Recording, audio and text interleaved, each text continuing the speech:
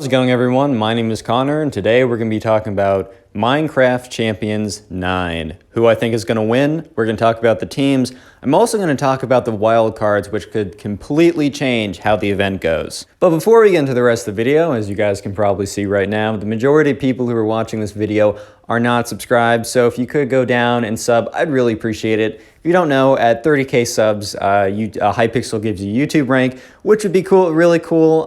That's all. Well, while you're down there, if you could leave a like on the video and comment something like hello or hey or hi or something like that. If you don't know, I spend at least 1 to 2 hours out of my day replying to basically all the comments. I'll miss 1 or 2, but I'll get 389 out of the 400 comments. Like, I do a pretty good job replying to comments. So comment down below, and that's it. Get into the rest of the video. I have to give credit where credit is due. Shout out to these people. They're in my Discord server and they helped me write the video. The first half of this video, I will be going over most of the teams and kind of describing who I think will be really good, who really needs to step up, who could completely change the game depending on how they play. There are a few teams I'm leaving out for the sake of time. I personally don't think that they will win. If they do happen to win, shout out to them. And if you're rooting for one of those teams, don't take any offense to it. I just don't want the video to be 50 minutes long. First team I'll be talking about is Aqua. The two that really stand out to everyone will be Techno and Calvin. Funny enough, I actually made a video yesterday about Techno and Calvin, why they play so well together, why Techno trained with Calvin for his duel against Dream, and I didn't even know that they were teamed together. However, in my video yesterday, I spoke about how well they play together. Really, Techno and Calvin are an insane duo, and they really could carry the team. However, Mr. and Spiffy really need to do at least decent. In my opinion, they're kind of a wild card, so as long as they do okay, the other two can carry. If they do well, it's GG, game over. But if Finster and Spiffy really kind of start slacking during the game, I think it actually could have Aqua not place it first. I'm not going to give away who I'm predicting as the winner. You have to wait all the way to the end of the video, watch time, you know. But I think that Finster and Spiffy really do need to pick, like, they at least have to do decent. Next team we have is Red Rabbit, and Tommy and Philza are both really good players. However, here's the big if. Tommy has to try. He normally goes for content and memes over actually being good, but he's actually a really good player. He's actually really good at the game as long as he tries. So in my opinion, I actually think Red Rabbit could do pretty good, but Tommy has to try. Next team we have is Cyan, and probably the player that really sticks out to me is Pete, since he has always gotten like top 3, top 5 of leaderboards for like every single MCC event. He's a really good player, and the rest of his teammates are still pretty good. I really do think it will be Pete that does bring the, that is kind of going to be the game changer, since he's really good. If any of the other players pop off though, they could definitely be top 2, top 5. Next team is Blue. Probably the two players that stick out most to me are Fruit and Bomb, and if they pop off, it could be pretty game-changing, because, you know, Fruit is a really good player. I already made a video on him and why Technoblade trained with him, but I kind of have been thinking about making a standalone video just about Fruit Berries, titled something like Fruit Berries is more than a trapper, you know, because he is actually an insanely good player, and those two in a combo could really do well. It really does depend on how the other two players do and how well Fruit and Bum are good as a combination, but this team definitely has potential. Now we're on to the Lime team. So Tubbo seems like he could really be the X factor. He could either do really well or do okay, but he has to do really well. However, Fundy and Dream are a very solid team. Another point I want to add in is that Dream is probably going to perform at least a little bit better than he has in his previous events, because 1, the Techno match is over, so he doesn't have to worry about that, and 2, he probably trained a decent amount for the Techno match. I can only imagine. I mean, he would have known how much Techno would have been training, and he would have tried to match it. I don't think he did match it, but he definitely got better at his skills. Next, we're going to talk about my prediction, which I just want to say, it's not 100%. I'm not putting all my coins on one team. I wouldn't put money on it, just because there's so many factors. Actually, there's going to be an entire segment of this video where I go over the factors that could be potentially game-changing, and there are quite a few. So my prediction for the winner is Aqua. Yes, I know, it's kind of just everyone's prediction, almost, not as much as it when it was Technoblade and Dream. Everyone predicted that that team was going to win. However, most people do assume Aqua's going to win just because of Technoblade. However, Huge, however, for this. If Finn and Spifey do not pop off, things could go very differently. There are other teams that are a lot more well-rounded, and while Technoblade and Alvin are really good and are definitely a really good combination, if the other two can't at least be okay, I don't think Technoblade and Calvin can carry two other players because there are other teams that are all around really good. While I think Calvin and Technoblade are two of the best players, the other two on the team, they're good, but they also could perform poorly or they could perform really well. So at the moment, I'm putting them as wild cards, which while I think that they are still the best, it could be completely game-changing if they don't do well. All right, so we've reached the point in the video where I'm going to talk about the factors that could be completely game-changing. First one is game selection.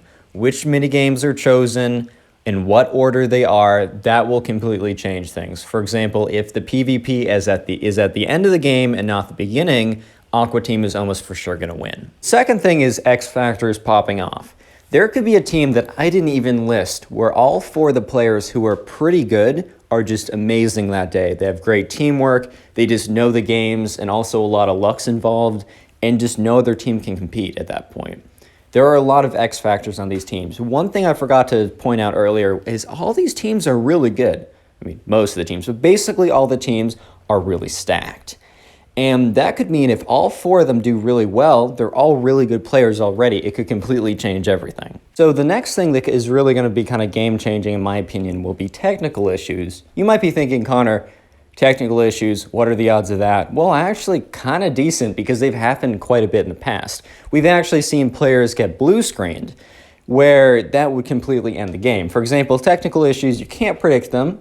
It doesn't matter how good you are. If you don't have an internet connection, you're not going to win the match unless everyone's internet goes out before yours does or something. I don't know. Internet connection, computer issues, frame drops, ping, all these things are really important, and it really has nothing to do with skill, game chemistry, anything. So it could be really different if a really good team loses a really good player. This has happened in the past. There's actually teams that I think would have scored better if they didn't have as many technical issues. Next and final factor is about one player and one player only. If Tommy takes this seriously, his team will be quite a contender for first place. And what I mean by this is Tommy's actually a really, really good player. He's a streamer, but he definitely memes a lot, and while that's fun to watch, if you're playing in a tournament for money and clout, it would be better if you took it seriously, unless you knew that you could re-upload yourself memeing and get more views and more subscribers and more ad watches, so that means more money, then sure, I guess, but at the same time, you're also playing with the team. So the thing is, if he takes this seriously, his team could potentially take the #1 spot because they're a pretty stacked team, and he plays well with the people on his team. However, once again, if he takes it seriously, a huge if. So that's my prediction, that's my analysis, and when I say I really mean ours, because if you don't know, I got a lot of this information and a lot of this input from my Discord community, which is really, really cool, and the people I credited were actually people who found me a couple days ago through my YouTube videos, and they're subscribers, and they're obviously Door Gang, as I hope you guys are too. But anyways, I just want to say that if you made it this far into the video, comment door down below, D-O-O-R, like something you have in your room that you leave your room with. If you guys don't know, if you see a lot of doors in the comments, the reason why I ask people to comment door is to see how many people actually watch my videos all the way to the end, because if you don't know, the most important thing for YouTube is watch time. And if you watch my videos all the way to the end while liking, subscribing, sharing, sending it to your grandmother via email or snail mail, it helps, obviously. But watch time is the #1 thing. So I kind of want to have kind of a secret club type thing. I know that sounds lame and nerdy, but I just want to show extra appreciation for people who make it all the way to the end of the video. So if you do, take 3 seconds out of your day and comment door. I reply to every comment, especially the ones that say door. As well, something I've been doing is giving out the door crown. So basically, at the beginning of every video, the first person to comment door gets the door crown. It really means nothing besides that you were first to comment door. So if you want to get that, turn on my notifications, but also follow me on Twitter and Discord, because yesterday people were saying notifications were late, and they were about 3 to 4 minutes late. So someone just happened to randomly go on and get the door crown. I don't know. So 3 final things I want to talk about. Number 1 is the Discord server. If you have not already joined it, it is linked in the description of the video. YouTube doesn't let me pin comments anymore or comment on my own videos. It lets me reply to every single comment, but it doesn't let me comment on my own videos for some reason. It's kind of broken. But anyways, the Discord server is linked in the description. I would really appreciate it if you guys click the link and join. If you don't know, whenever I go on Hypixel now, I always play with people who are in my Discord server as well. This morning, I came up with the idea to do this video like an hour ago. And I was like, shoot, I don't know that much about Minecraft Champions. So I pinged my Discord and we got a bunch of people on the call and we wrote the video, which is really cool. Secondly, follow me on my social media, specifically Twitter. Big thing for Twitter. My Twitter's @ConnorPugs.